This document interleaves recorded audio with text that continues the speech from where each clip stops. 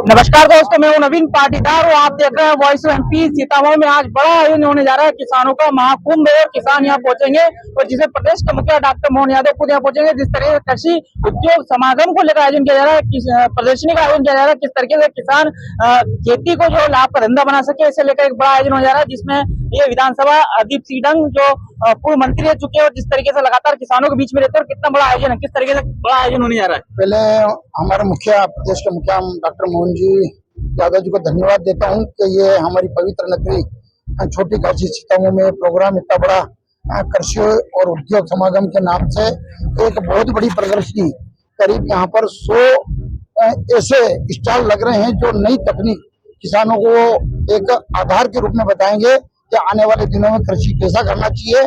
और सबसे बड़ी बात है, कृषि के साथ उद्योग भी उसमें शामिल हो तो फिर मतलब बात ही अलग होती है। और यहाँ पर करीब 250 से 300 इन्वेस्टर यहाँ पर आ रहे हैं और ये सबसे बड़ी बात है कि प्रदेश स्तर का सबसे बड़ा और सबसे पहला अगर यहाँ पर कोई मेला लग रहा है तो वो सीतामढ़ी में लग रहा है।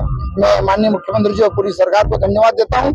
आने वाले दिनों में किसान भी मजबूत होगा और उद्योग भी और विकास के रास्ते पे जाएगा और ये क्षेत्र और विकास के रास्ते पे जाएगा। जिस प्रकार मोहन जी यादव जी किसानों के बीच में एक सरकार को ले जाते हैं, वो ले जाने की पूरी कोशिश है।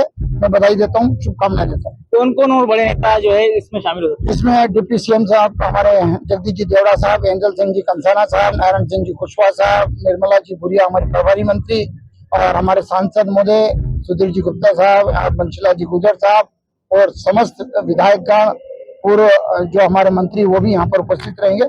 ऐसे कई नेता यहाँ पर आने की संभावना है। कितनी बड़ी बात है आपके विधानसभा में इतना बड़ा आयोजन, किसानों को कितना लाभ मिला इससे? हमारे लिए तो गर्व की बात है कि मध्य प्रदेश में सबसे बड़ा आयोजन सुहासरा विधानसभा के सीतामढ़ी की धरती पर हो रहा है और किसानों के लिए भी है, उद्योग के लिए भी है, जनता के लिए भी है।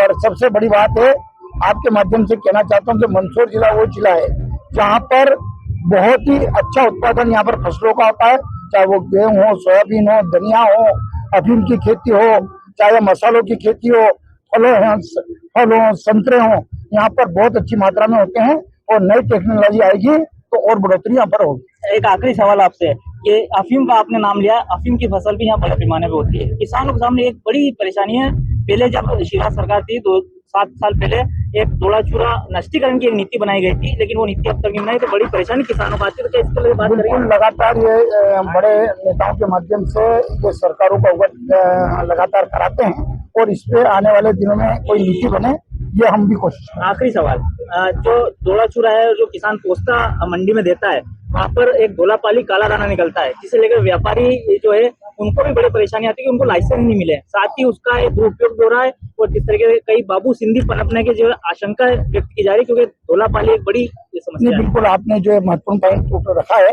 और ये किसानों को भी परेशानी है, व्यापारियों को भी है और कहीं ना कहीं सरकार को भी इसका सामना करना पड़ता है। तो आने वाले दिनों में इसकी भी कोई नीति स्पष्ट हो जिससे किसी को इसका नुकसान ना हो और कोई परेशान ना हो। तो सुना आपने, ये थे अदीप सिंह जिनसे हमने बात की, किस तरीके से हमारे जो सवाल थे तमाम और जिस तरीके से कृषि उद्योग समागम का आयोजन किया जा रहा है, यहाँ तैयारी की जा रही है। प्रदेश के मुखिया थोड़ी देर में पहुंचेंगे, लेकिन जो बड़े सवाल हमारे थे अफीम की पॉलिसी को लेकर, धोलापाली को लेकर जिस तरीके से सवाल थे उनके जवाब उन्होंने दिए, किस तरीके से जो है आगे रणनीति तैयार की जाएगी।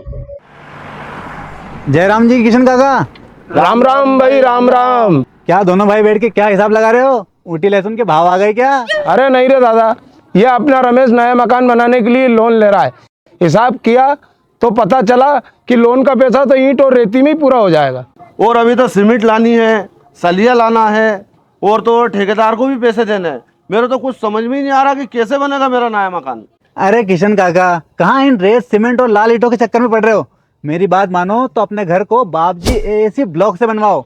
इसमें ना सीमेंट और रेत की जरूरत होती है, ना ही तराई करने की झंझट, और लाल ईंटों के मुकाबले आपका मकान काफी तेजी से बनकर तैयार हो जाएगा। इससे आपके पैसे तो बचेंगे ही, साथ ही मजबूती ऐसी कि सालों साल देखने की जरूरत नहीं। और इससे आप अपना मकान ही नहीं, कुएं और खेत की बाउंड्री वॉल भी बनवा सकते हो, जिससे रोजड़ों की समस्या भी खत्म हो जाएगी। वाह भाई, ये तो कमाल की चीज है। फिर तो मैं अपना घर बाबजी ब्लॉक से ही बनवाऊंगा और मैं अपने खेत की बाउंड्री वाल। ज्यादा जानकारी के लिए स्क्रीन पर दिए गए नंबर पर अभी कॉल करें। बाबजी एएसी ब्लॉक्स, स्टील से मजबूती।